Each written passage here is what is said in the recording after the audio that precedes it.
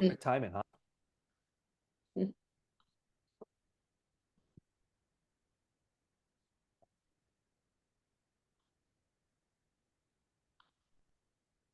Hello, everyone. Thank you, everyone, for joining us today. We're about to start. If you can, please leave in the chat where are you from and from where you're watching us, so we get to know you better and we know from where are you watching this webinar. We're so happy to have you all here, and thank you again for joining us today. We're so happy. We are Real Estate IQ. For the ones that maybe haven't heard of us before, this is the opportunity. This is the time. We have more than 500 webinars hosted, more than 100 keynote speakers, and 12,000 plus registered attendees. So we're super happy to count with you today. Thank you, Maria, for sharing. So we have people from Texas, and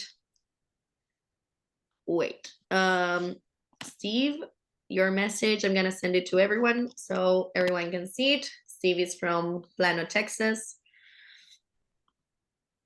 Thank you, everyone, for sharing. So who we are a lead generation software and solutions company focused on helping real estate investors like you kickstart their businesses. So we strive to become the platform and resource to help them achieve the real estate dream. And what do?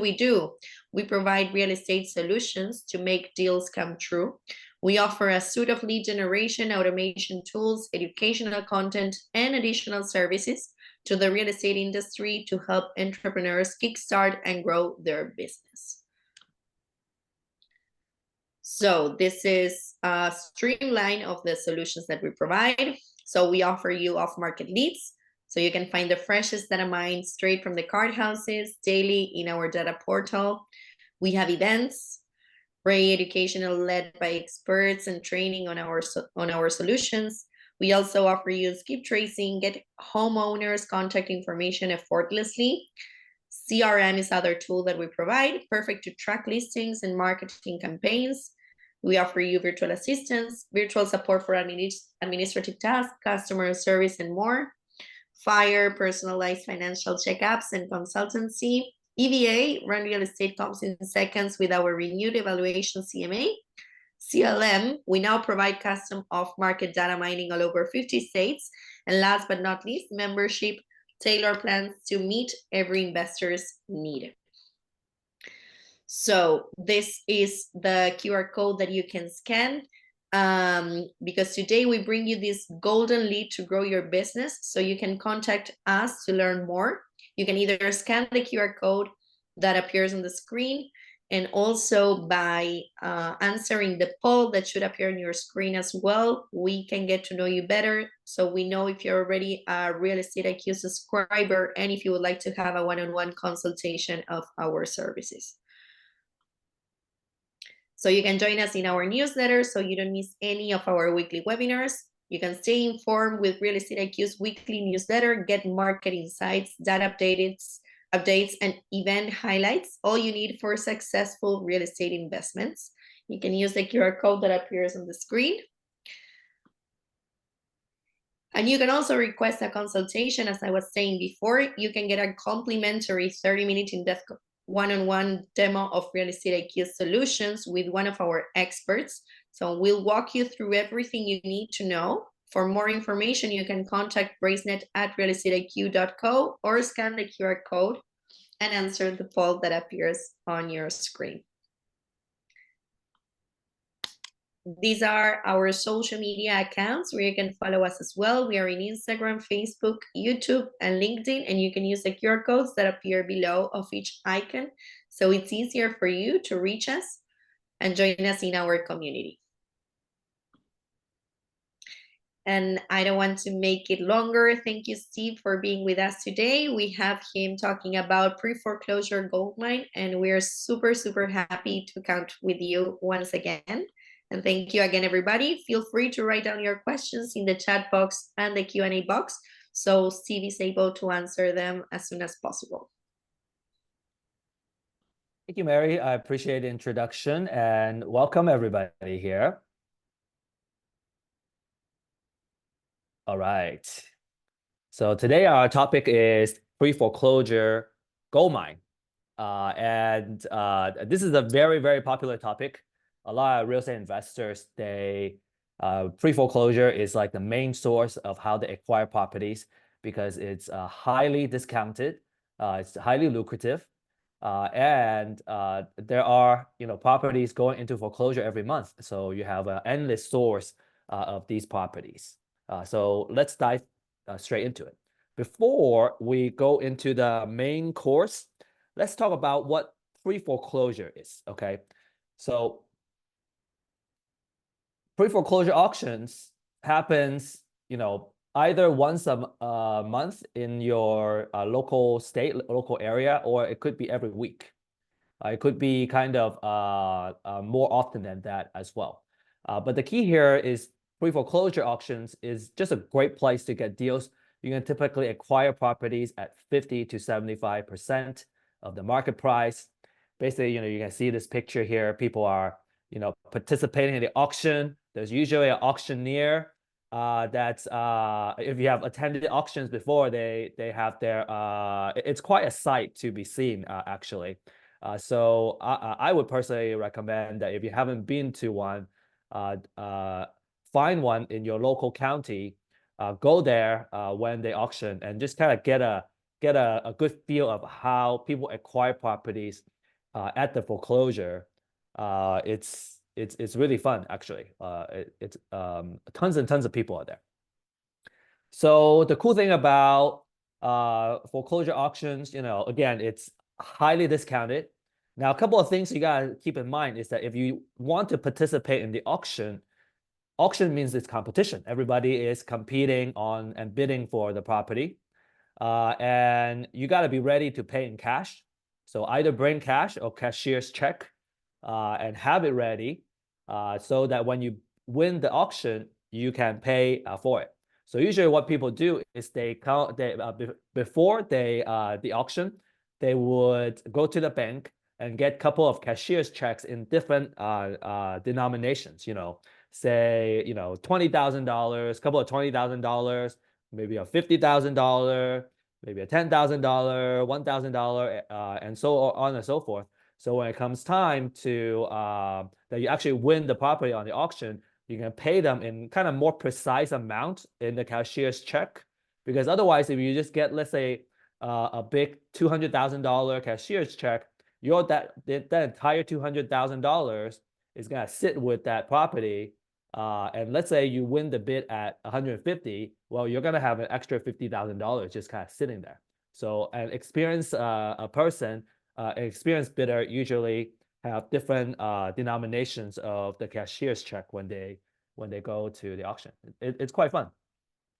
And the big one is it's sight unseen. So if you are looking for that property, you have to kind of account for all the stuff that you got to fix inside the house, and you may not know the amount of risk and the amount of fix up that you got to put in the house until you get the key to the house.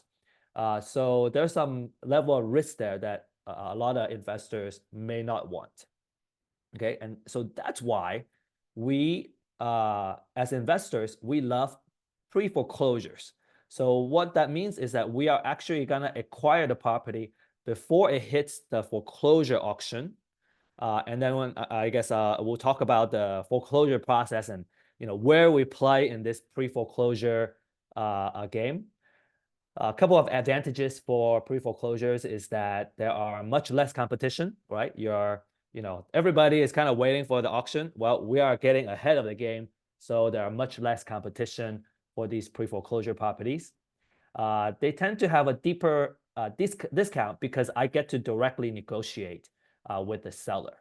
And then another key piece is that typically during this process, we get to see the property first before we give them an offer or whatnot. So we can mitigate some risk, and again, less competition and a deeper discount. That's why a lot of real estate investors like looking at and acquiring properties in the pre-foreclosure. process. So plenty of off-market leads properties out there. If you are out there looking for bargain deals, in the last 30 days in the area and the territory that we cover, we have found over 14,000 real estate investment properties. And for pre-foreclosure, there are almost 9,000 new leads. So every single month, right? So a lot of foreclosure properties are hitting the auction or hitting the market every day. And these folks are motivated to sell because if they don't sell, they're going to lose the house at the auction. And there are some additional consequences, not just that they would lose their house, but there's more consequences for these homeowners. And so we're going to dive into that a little bit more. But again, this is like I said, it's a gold mine. Every property that you win, you can potentially stand to gain $50,000 to $100,000, maybe even more when you acquire these properties and you figure out a way to exit. So naturally, how do I find these deals and how can I win these deals, right? And that's what we're going to dive into today. Our promise is that at the end of this webinar, you're going to understand the strategy that it takes to win these pre-foreclosure deals. Specifically, this course is for new and aspiring investors looking for ways to get started, or an experienced investor.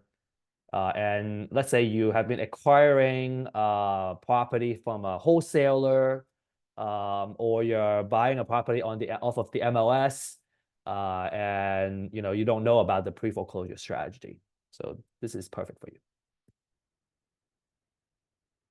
From an exit strategy standpoint, how do you make money, right? When you acquire property for pre-foreclosure, you can wholesale it, which means you're selling it to another investor that either fixes the property and sell it, we call fix and flip, or they buy and then they hold on to the property and they rent it out.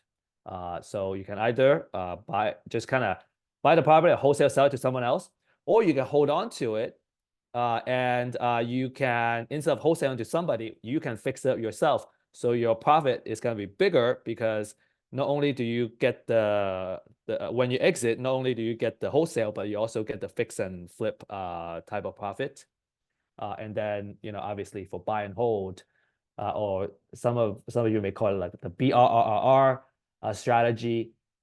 You are buying this property at a very, very big discount, and then you fix it up and then you rent it out. And so when you acquire a property at a low price, there's many things you can do, right? It's all about buying low, so that you can be very flexible in how you're going to make money as long as you're buying it at a discount. So quick reminder, if you have distractions on your computer or your phone, see if you can turn that off, right? So with this webinar, just focus and take notes because you can get the most out of it. And I know some of you have already done this on the chat. Introduce yourself and use the chat to network with each other. And I highly recommend that use this as an opportunity to connect with each other, and also maybe arrange some meetings offline, in person, if you're meeting people in your local area, because building that network is also crucial for your success as a real estate investor. So real quick about myself, this picture is taken a while ago, before I shaved my head. I just shaved my head earlier last year. I'm the executive partner of Real Estate IQ, and my expertise is in marketing, management, and valuations. My story is I have a science and engineering background, pretty analytical as a person. And I was always interested in real estate because when it comes to real estate, you can stand to gain a lot of profit if you're selling it, but if you also hold on to it, it's actually a great vehicle for building wealth. So I always believe in real estate and always wanted to learn more and get into the real estate. But when I first got started, the there are a couple of challenges. Main challenge, the first one is it was extremely hard to find knowledge, not just in real estate investments, but in real estate in general. When I was buying my first house, I remember, there was so much that I had to know because there's no other place to learn it. And when I started getting into real estate investments, the industry, it was also pretty difficult to get that knowledge. It was hard to get good data, right, to find these deals. And then also, I think it was hard to find the right technology and the right tools to help us acquire properties in real estate investment. And so that's the reason we created Real Estate IQ, to bring these webinars to you and share knowledge. There are many classes that we are hosting every week, every month. And so I'm sure there's some topics that would be very interesting for you. And our main tools are about how we can offer this information, where the deals are at, and the right tools that you can use to acquire these properties. So with Real Estate IQ, there's webinars, there's deal finding, and as Mary introduced earlier, we have a suite of tools and services now. And our goal is to have a support system for you as an entrepreneur so you can be as successful as possible. Right? We want to lower that learning curve and that barrier to entry for real estate investments. All right, so let's dive straight into this. The first thing is, in order to start working on pre-foreclosure properties, and in order to start capturing them before it hits the foreclosure, we got to understand the entire foreclosure process. So there's an entire process that happens that culminates to the auction, right? And when we go to the actual auction, we're seeing kind of the end of it, but there's a whole process before that. So let's understand it and see where we can step in and win these pre-foreclosure properties before it hits the auction. So the first step, the borrower has more than pretty much 4 months of delinquent payments, right? So that kind of triggers the foreclosure process. And so the borrower is usually the homeowner, right? So this is, just to clarify, the borrower is the homeowner in this case, and they're going to be selling the property.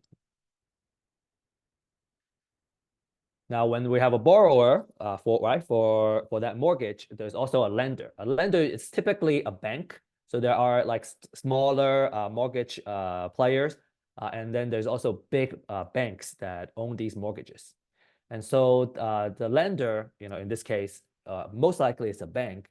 They usually issue a appointment of substitute trustee. They usually, especially if it's a big national bank, they would they would file a paper called appointment of substitute trustee, which means that they are authorizing somebody else in the local area.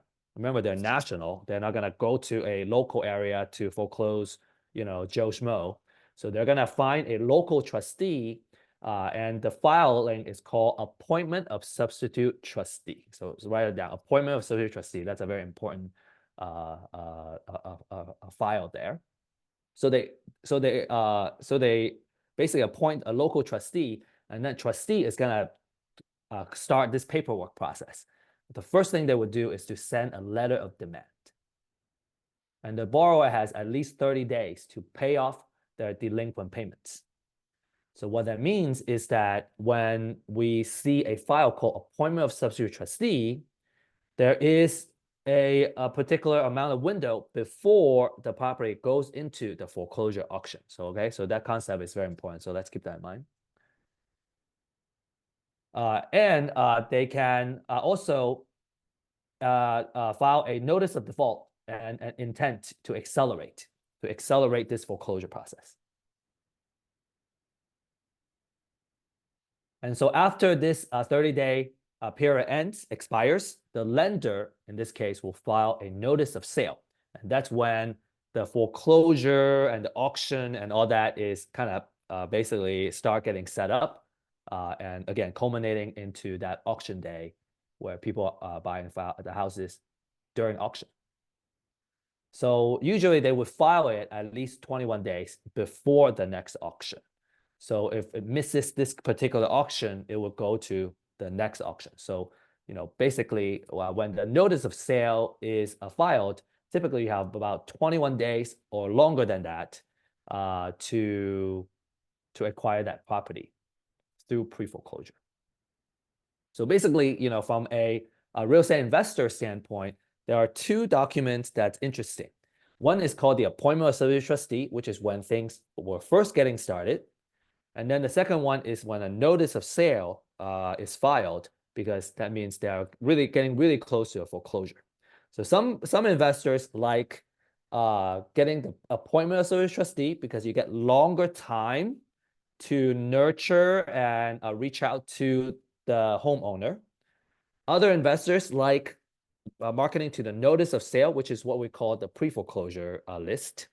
And the reason they do that is because they're more desperate. There's a certain amount of time that they have to take action, and so that they are more likely to sell the property to you. So the conversion rate would be higher.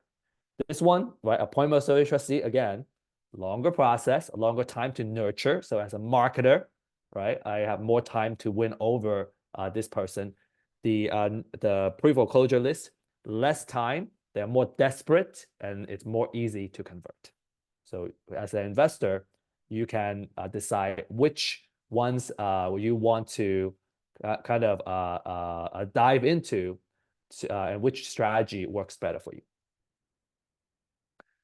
So a couple of more. There's another so the property is auctioned off at the courthouse, usually between 10 a.m. and 4 p.m. The notice of sale document is gonna talk about what time it gets auctioned off. And then they're not gonna make some crazy announcements. If you're gonna go there for the foreclosure auction, if you're trying to buy the property at the auction, you gotta pay a lot of attention to where that substitute trustee is, and just kind of follow them, and like when they start auctioning, like you gotta be right there, because if you're farther away, you're not gonna hear them auctioning that off. So the property would be sold to a highest bidder, or it gets reverted back to the bank, and it becomes what we call an REO property, which is real estate owned property. And back in the 2008, there were a lot of REO properties, a lot of properties that because of the housing crisis, a lot of properties went back to the bank, and then they got posted and listed on the MLS, and it's an REO. A lot of real estate agents at the time became REO specialists. Now that time has gone, but there's still some real estate owned properties, and so that's another source of deals as well when it goes back to the bank. Okay, so that's the entire process. I got a couple more remarks on the foreclosure. So really good to know, right? So number one, the borrower, if they owe more money than how much the house is being auctioned off. So let's say the borrower owes $200,000 on the mortgage, but at the auction was sold for $150,000. Then the $150,000 goes back to the bank, but then there's another $50,000, right, that the borrower still owes. So they would still be liable to that $50,000. So that's a really bad situation for the borrower, okay? And remember, borrower is homeowner, right? If the total debt owed is more than how much the house was sold, the lender can seek what's called the deficiency judgment against the borrower. So very bad situation for the borrower. And that's when that can get taken care of when you do the pre-foreclosure. Okay, so that's another reason to work it before pre-foreclosure. Another reason that you can educate the borrower too about this. Okay, so let's talk about junior liens in this foreclosure. The foreclosure wipes out the second mortgage and other junior liens, but it does not eliminate the debt. So these lenders can still go after the borrower.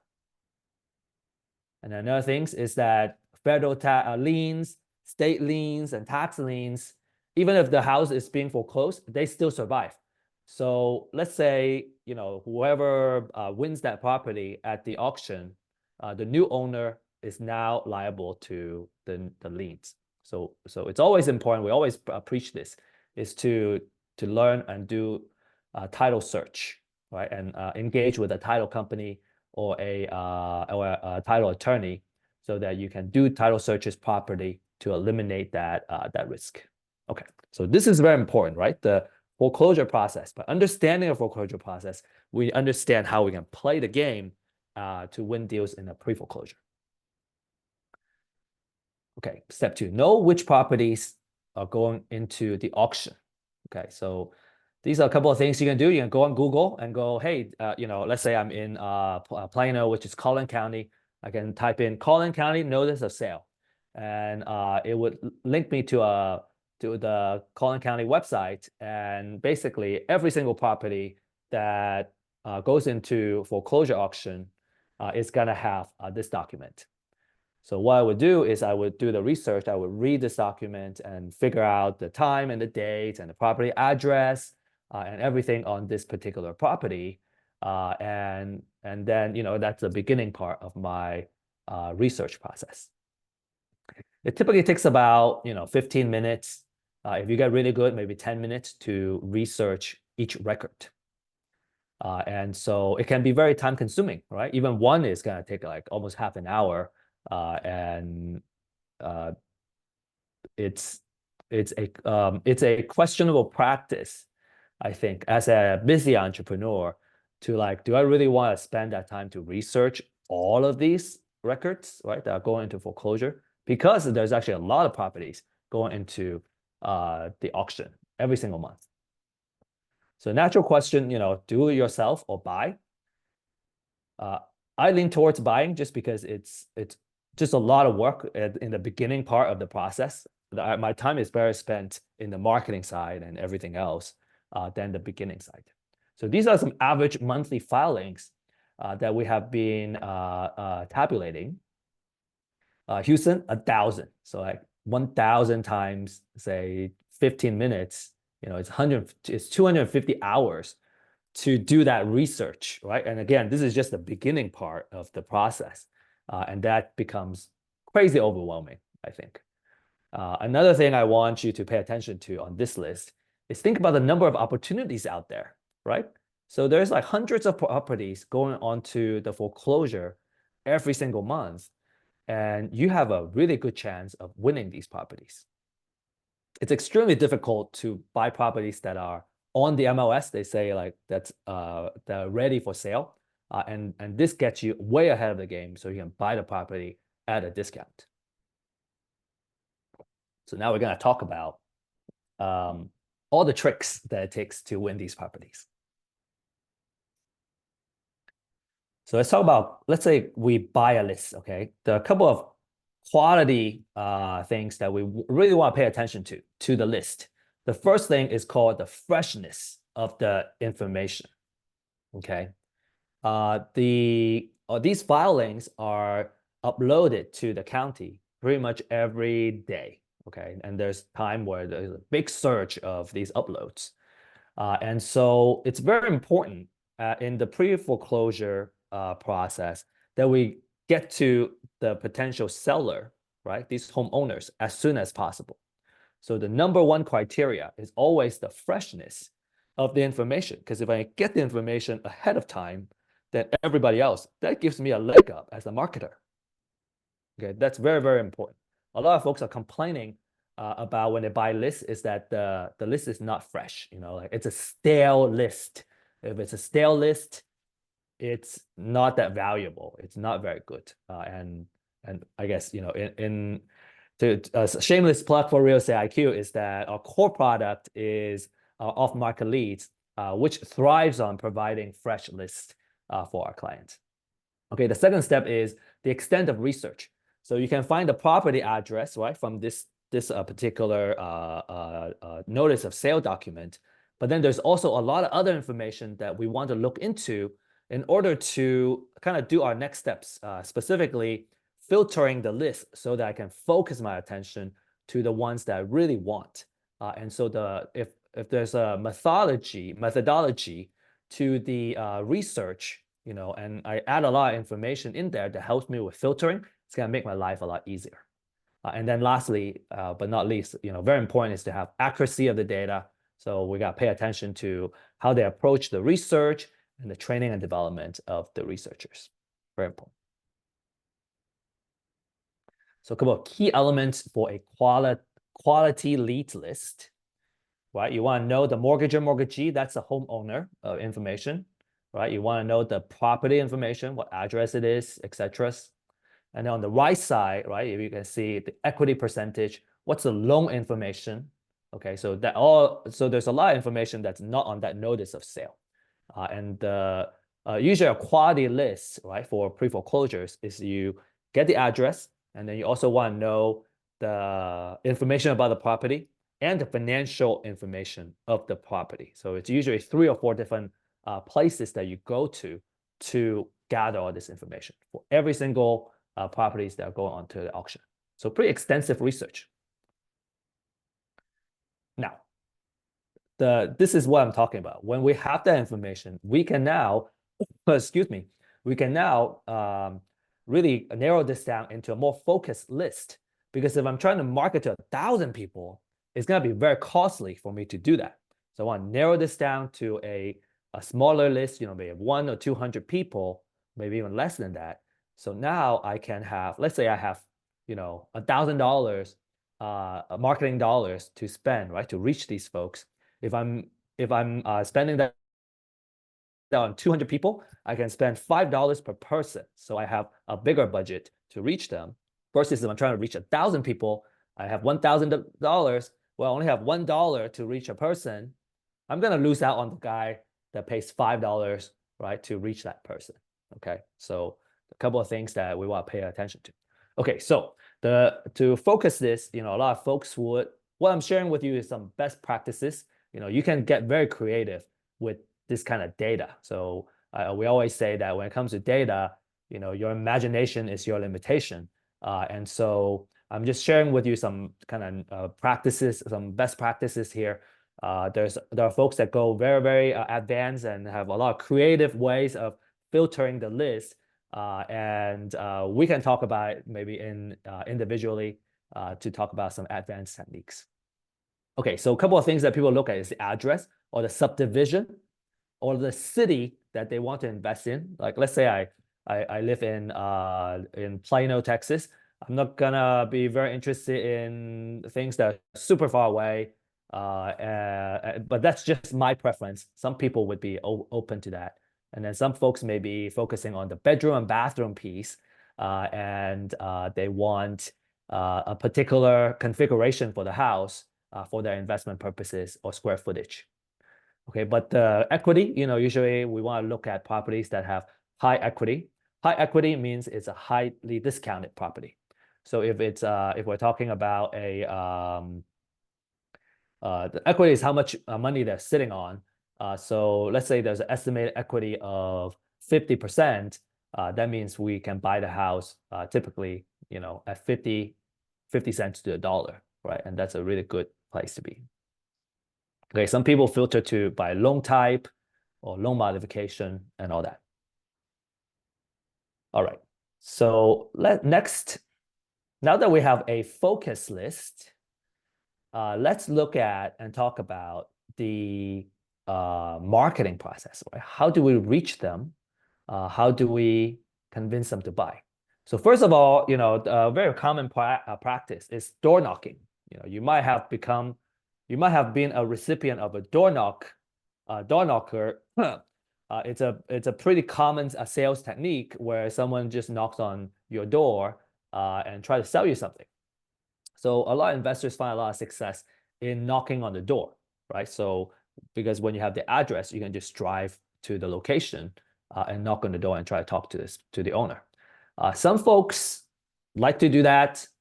Maybe they find a lot of success in it, but then they start going, well, okay, I can only personally knock on the door, maybe 5 to 10 doors a day, which means every month I can knock, at most 300 doors, right? And maybe it's not that scalable, right? So So a lot of times when they start getting to a point where, okay, how do I scale this?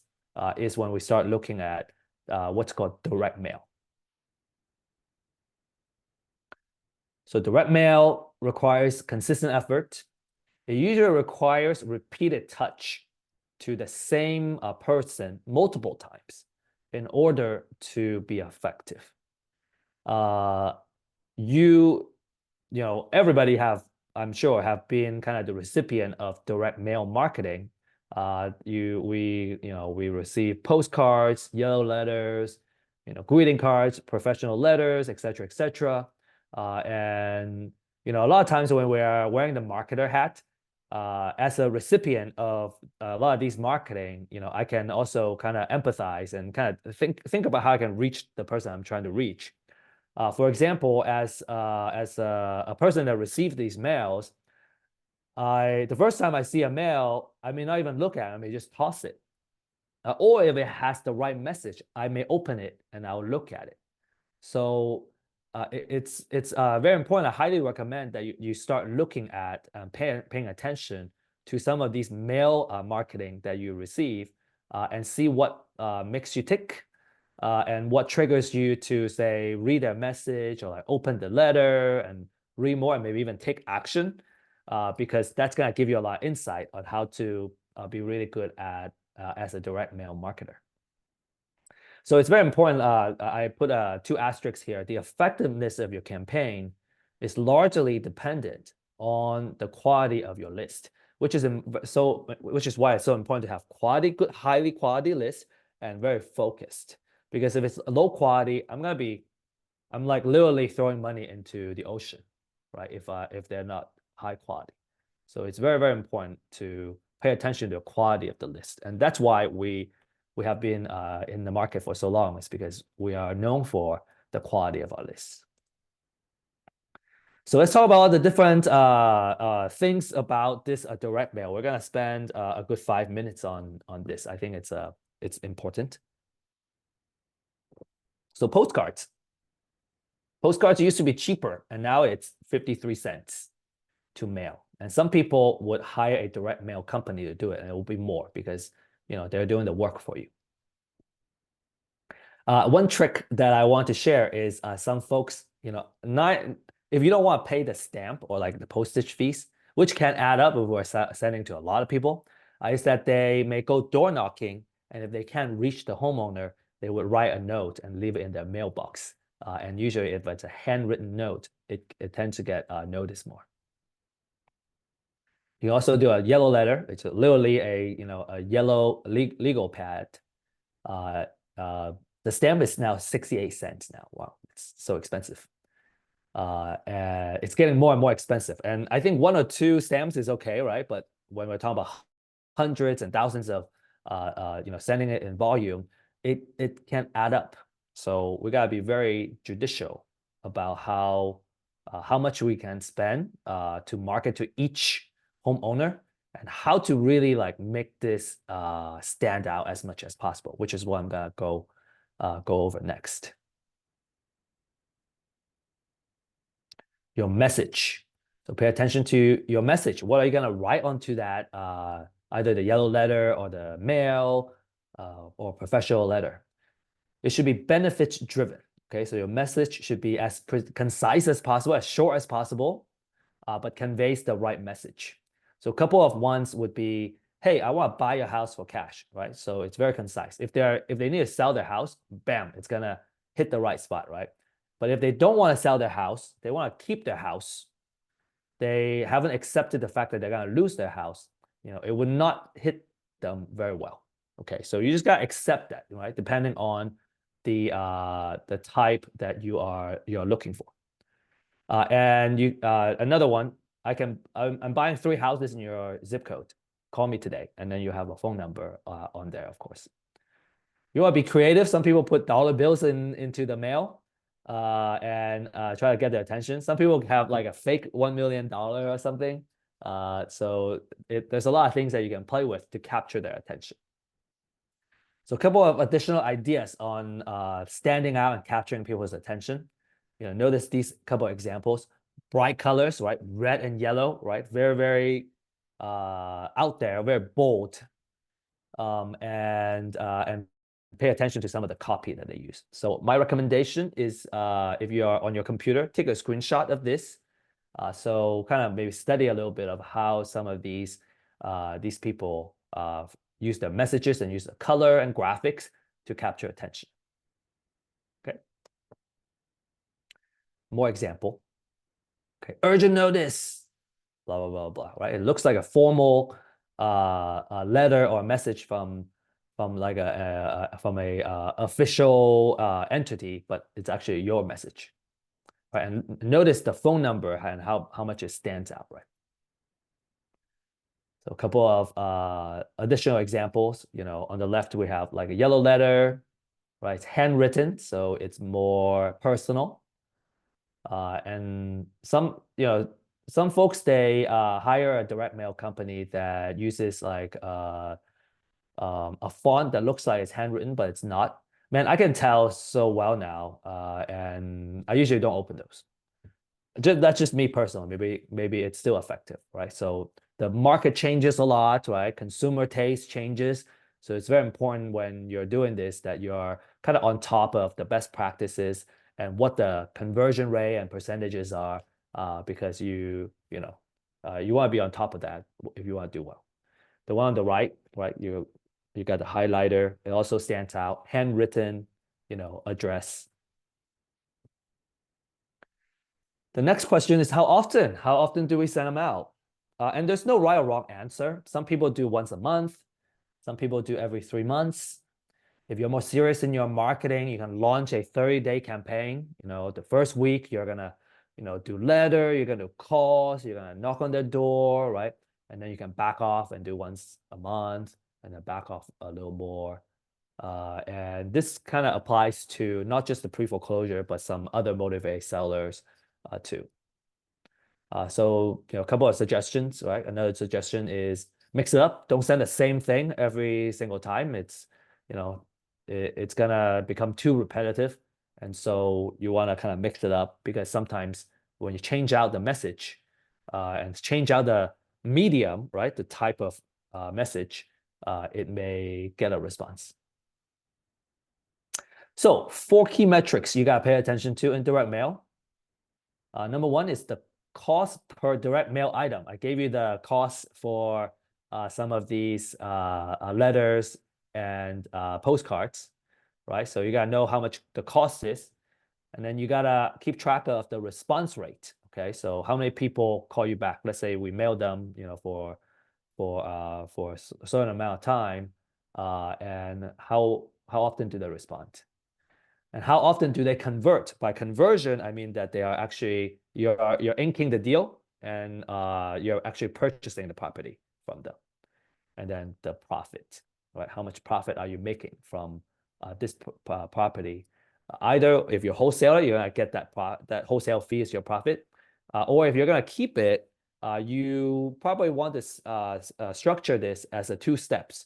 One, you're acquiring it, and then you're selling it to another kind of entity or another step that is fix and flip or buy and hold. And so there's still a kind of wholesale fee that you can kind of extract from that. So you're just making money from, acquiring the property, and then making money from, improving the property to get your wholesale profit number. Another big recommendation, A/B test.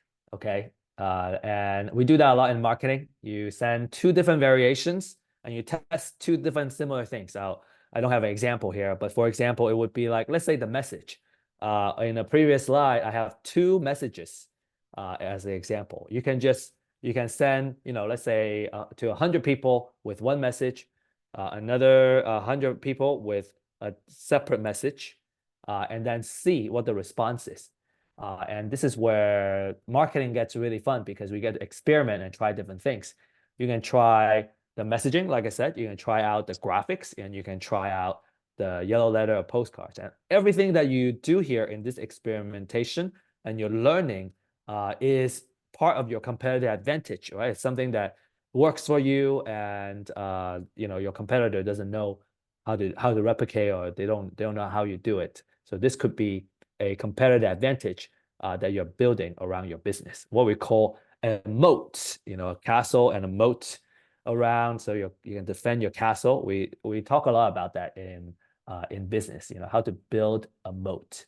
So this could be a part of your moat. Another moat, a potential moat, would be your system and your people and your talent in your business, etc., etc. We'll talk about it in another class. Okay, so we talk about the marketing. So reach out. Well, when they respond, it's time to talk to them. And the most important thing is active listening, right? Active listening means we want to understand what their situation is. Okay, remember that they are facing foreclosure and they're distressed. So you gotta have a lot of empathy and arrange a meeting to meet them at the house so that you can then see the property, right? And then you can also talk a little bit further about the numbers and how much they owe, for example, because what you have acquired on the list is just an estimate, right? We don't know. It's impossible to know the exact number of how much they owe until we talk to them and know like all the lawyers' fees and how many months they're late and all that stuff. So they have letters and documents from the bank that tells them exactly how much they owe, and that's the number that you want to factor in when you give them an offer. So you want to kind of have those information during that meeting, along with when we visit the house, we got to come up with a repair budget. Okay, so this is where we walk the house. We look at every single room, right? We look for defects and places that you need to improve on the property. And potentially, let's say it's a 2-bedroom, 2-bathroom, but there's a small office. And maybe there's an opportunity to turn the office into, add some square footage there and turn that office into a 3-bedroom. And it's more desirable. A 3x2 is usually more desirable. You want to know the number it will cost to fix that up and do that. So if you're really good, you can do it yourself in about 20 minutes. And you need practice to become an expert. You don't want to bring a general contractor. They usually will give you a very high estimate. And this is where we highly recommend that you find a mentor or coach. If you already have purchased a coaching and mentorship program, leverage them. That's where they can become very, very helpful in both the repair budget standpoint and placing an offer standpoint. If not, at Real Estate IQ, at our community, we also have mentors and coaches that you can leverage to get advice. And we're here to help you win your deal. Okay, negotiation. I don't have a lot of sharing here. The main thing is focus on solving their needs and know your numbers. And you want to make sure that it's acceptable for you and it's a deal for you. And don't be too greedy. I think some folks, they have a tendency of getting the most out of the particular deal that they're winning. And while that's really good for the short term, maybe we're missing out on the relationship and some of the long-term goodwill down the road. Imagine there are folks that are so good at helping them and building that relationship that when they know someone else who also has a similar situation, they pass the word and now you get referral business. And there's also some other kind of long-term play and long-term ways of doing business. There could be not just this particular transaction, but some other needs, right? We're all human beings. We have so many different things that we need. So I think, I just want to preach that, be fair, right? Let's focus on helping them out and building that goodwill because, the good energy will always come back. When you guys come up with a verbal agreement, make sure you put it in writing. There is a contract here with a form ID that you can leverage. You can either do it yourself or you can hire an attorney to populate that for you.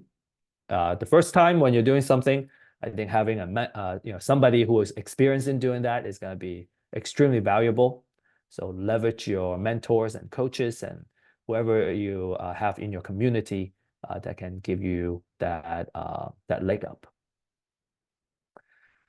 All right, so let's talk about title issues. So title issues can be very tricky. So make sure you are working with and you know of at least one, right? Ideally several, and you can, have multiple relationships that you maintain as an experienced investor. But you want to work with investor-friendly title companies because they would know, they have experience working with investors. They're proactive in solving the issues, right? Because they already know those issues ahead of time. If they have not done these kind of investor type deals, they're going to be more reactive to it. They should have an in-house attorney.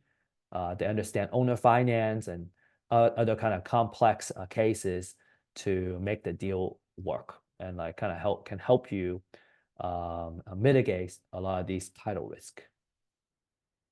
And then finally, closing. You got to prepare for drama. There's always last minute things that happen. Maybe sometimes when you expect to close on a particular day and it doesn't close, what happened?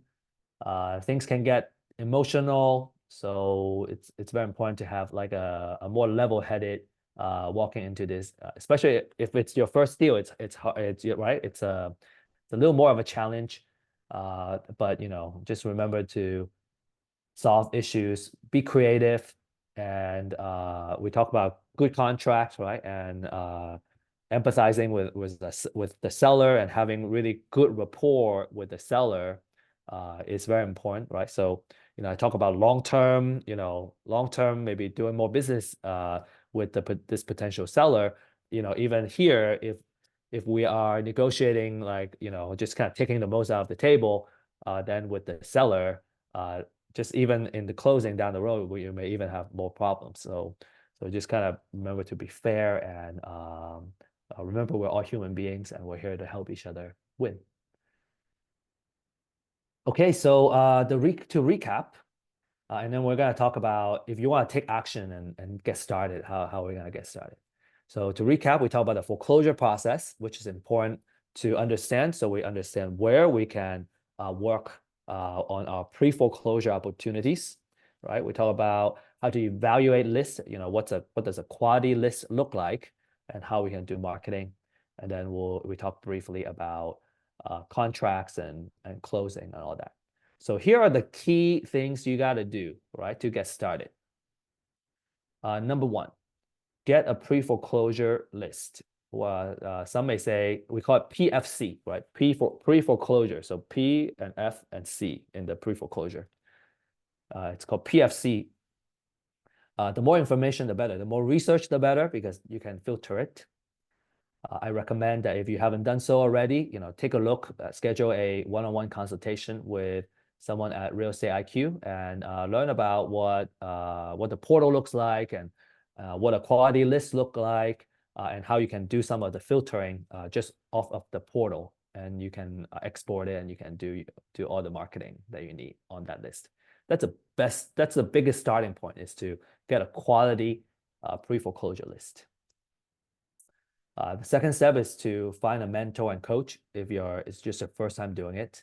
And if you are not in any other real estate investment communities, join the Real Estate IQ community, become a member. There's a lot of education classes you can leverage as a member. And then you also are qualified to be a part of the community and get mentorship and coaching within our community. And number three, enlist a title company that specializes in working with investors. So we have title companies in our network that we can recommend to you. I always recommend that you do your own due diligence with any deal with anybody. Do your own due diligence and pick and choose. I always shop at least three if I have time. Okay, we are recruiting. So if you're interested in learning how to do deals or learning, how you can get into real estate investments, become a part of our community, you can send me a personal email here. and best of luck and happy investing. So now we'll open the floor if you have any questions. Appreciate y'all joining us here.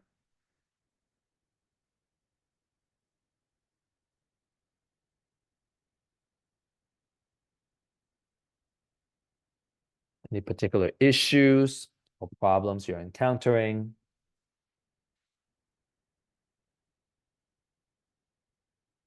So you have my email address, and I'll share on the chat here also.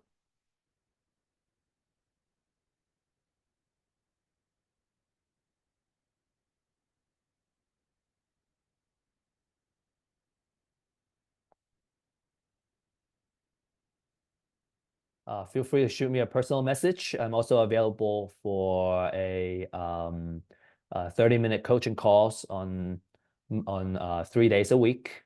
And again, happy investing and best of luck with everything.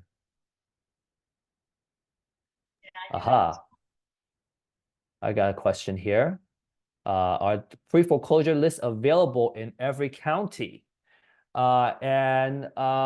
No. There are some counties that are more difficult to acquire the pre-foreclosure list. I would say we have it for most counties, the ones that kind of have a lot of foreclosures. Some counties have like 10, 20 foreclosures every month, and there's not as much demand. So we don't kind of offer that in our standard plan, but we can obviously do that through our CLM, which is our customized lead search services. And you just need to send a special request and we'll figure that out for you. We have a very strong team.